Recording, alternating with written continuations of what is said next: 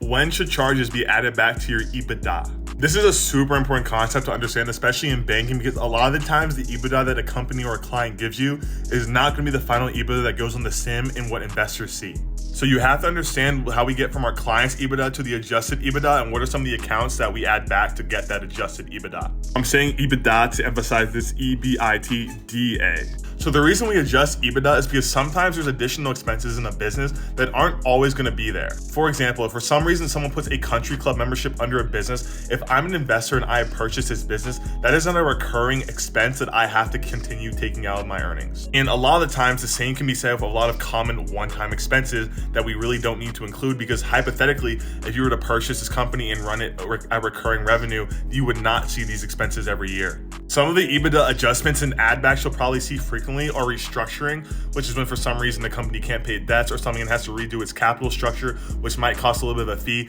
That's not going to happen every year. A company's not going to restructure every year. So in a hypothetical sense, you'd add that back to your earnings because you want investors to see the full earning potential of the business in a normal year. This can also happen with stuff like litigation. Again, you're not going to hopefully be getting litigated every single year. And then another one of these is transaction costs. If you have something like an M&A where you're paying out bankers, that's not a common recurrence, and it's up to whoever the owner is discretion if they really want to do that. And if not, then the company is going to operate as normal without that included in it. So you add it back to show what the earnings would look like without any of those extra expenses in there. I want you guys to throw some other EBITDA adjustments over here in the comments and let me know if you have any questions or concerns. Click over there for the follow.